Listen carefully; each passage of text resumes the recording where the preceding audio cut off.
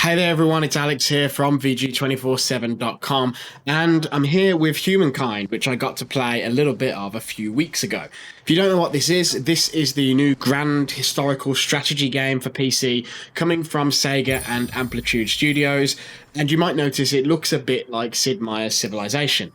And to be honest with you, I don't think it's really possible to talk about this game without talking about Civilization, so I'm not even going to try to do that. But I think it's important to understand that Humankind is a Civ-style game, but then to understand it by examining what it does differently to Civ and why it's doing it that way. So the basic concept of Humankind is still that of a 4X game, where those 4Xs are, of course, to explore, expand, exploit, and exterminate. So you still do all that, and you still take control of a civilization, a culture, and in this game you guide them from your Neolithic days as sort of a wandering tribe of hunter-gatherers, right up to the present day, and perhaps a little bit beyond, but we don't quite know about the end game yet. But in this, the game really closely resembles Civ. You move units around on a grid-based map, as you can see. You're capturing resources, growing territory, founding cities, growing your population, researching future technologies, all to advance as time ticks forwards. And your rivals are other cultures doing the same sort of thing, and if you fall too far behind, you might be crushed by their military, or even with other systems of control, like religion and culture. But where Humankind differs most keenly is how the culture progresses. Now, typically in these sort of games, you pick a country, right? Like you pick England, or you pick a leader like Shaka, and then that selection carries bonuses with it that stay with you all game.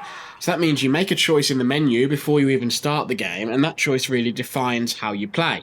In Humankind, these sorts of decisions are made as you go.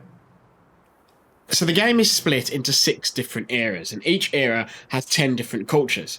And when players start out, they're all equal. Everybody is just a wandering tribe. But then when you move up an era, you're given the choice between that era's 10 cultures.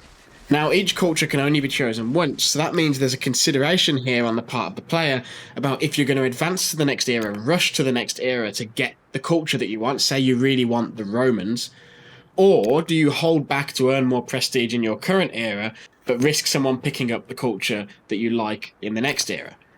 All the different cultures represent different approaches to growth and stuff. So some might be focused on industry, some might be focused on military or money or science, and there are other avenues too.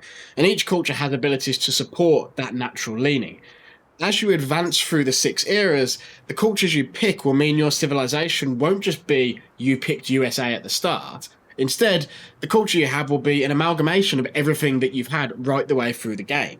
So a late game Humankind culture will be representative of everything that came before what you eventually end up at. So it's a bit like how modern Britain, there's bits of Roman, bits of Viking, bits of Anglo-Saxon, all that sort of stuff. It's just like that. Now, I haven't checked their math, but the developers say that there are a million different combinations of culture in the game as a result of the 6 eras and the 10 cultures per era. I only played 2 hours, and I only played the first era of the game, but I think the impact of it you can feel pretty much instantly. So I had the chance to advance from the Neolithic sort of caveman age into a more civilized culture. I picked the Egyptians because I wanted to focus on construction and outperform my rivals in output. And I could have picked the Babylonians, that's science, or I could have picked the Harappans, that's like food output and population growth. So you can see there's quite a difference. This build had limited options, but I already felt like it was offering pretty different playstyles that diverged quite a lot. And it gives it quite a different flavour how you're changing on the fly as you grow and as you move through time. Now, something else that's different, something that I think Civ has struggled with a fair amount, is win conditions that don't just involve building up an army and conquering the globe. Now, Humankind does this in a different way, where all of the win conditions are sort of put together in one metric, and that's fame. Fame is a measurement of your success and an overall score, really, that measures your impact on the world. So when you reach the end of the game, your goal isn't necessarily to be the most militarily powerful or democratically respected or scientifically or culturally superior. Instead, your goal is to have left the largest lasting impact on the world. So in this early hands-on, I could earn fame through things like population growth, war, or unlocking and enacting civic policies and stuff like that. You can also get fame by just being the first to do or discover certain things. And some fame missions will be determined by the natural affinities of the cultures that you've selected too. it doesn't matter how you're remembered either. So fame is morally neutral. So that means you can get fame from doing evil, like raising cities and stuff like that, or it can come from good stuff. And the civics you get, they're on a left to right spectrum that go in extremes on either side. So if you want to be a borderline genocidal fascist, you can win that way because that will make you famous. But equally, you could win by being a scientific powerhouse. This is, I think, a really clever change because everything you do feeds into one score. So it means you're not going to waste time on endeavors away from your core focus. So if you're dedicated to science but end up in a war anyway, you're still going to get fame for those moments in the war. If you make a heroic stand on the battlefield, you'll still earn some fame for it, probably. And it encourages you to expand out what you're doing a bit rather than trying to become, an island nation and focusing on science, focusing on that science victory. Even in this early hands-on, in this first couple of hours of the game, very early on, I could feel the systems pushing me in that way to play it in a very different way that I would play Civ. In battle, Humankind is a bit more like Amplitude Studios' Endless Legend.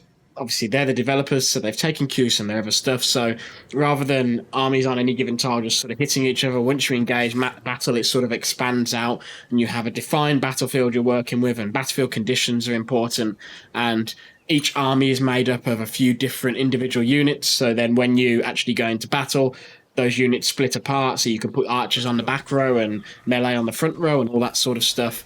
The interesting thing is larger battles can go on for multiple turns, and even early on you can get a sense of how battles could expand. So because the battlefield is a wider area, you can imagine how in the late game, and the developers used this as an example, they said you could have a war where the front of the war is the entire border between you and your rival. You can have those situations where, almost like the First World War, you could have a war front that is a huge section of the map where you've got to cover it with lots of units because of the way the battlefields work. You can't get a full feel for those battles in a 2-hour hands-on. You can't get a full feel for the flow of the game in a 2-hour hands-on, especially when you're only limited to one era. But Humankind is really exciting, and I think perhaps the most interesting thing right now is it actually seems to be quite a bit more complicated than Civilization 6. There's more moving parts and there's more player autonomy within each individual system of the game. And that's exciting, but it does mean that Amplitude is playing with fire. It's going to have to be very careful to strike the balance to ensure that the open-ended nature of its systems don't lead to confusion. But if they can get the balance right, it could be really cool, because a lot of people have complained that Civ has sort of simplified over the years. Certainly Civ 6 is a lot more simple than Civ 4 or Civ 3. And so this might scratch that itch for some people. There's a lot we don't know about yet. We don't know about diplomacy, religion, the true nature of the end game, and that means this game could have its success determined by those key elements. But so far, it's looking like a complex and unique take on this genre. There's a surface resemblance to Civilization, and that works as a helpful shorthand to help sell the game and tell you what it's about. But it's clear there's a lot more going on here that's quite different. It's not a simple clone. When I first saw this game at Gamescom 2019, it was pitched to me as a Civ killer.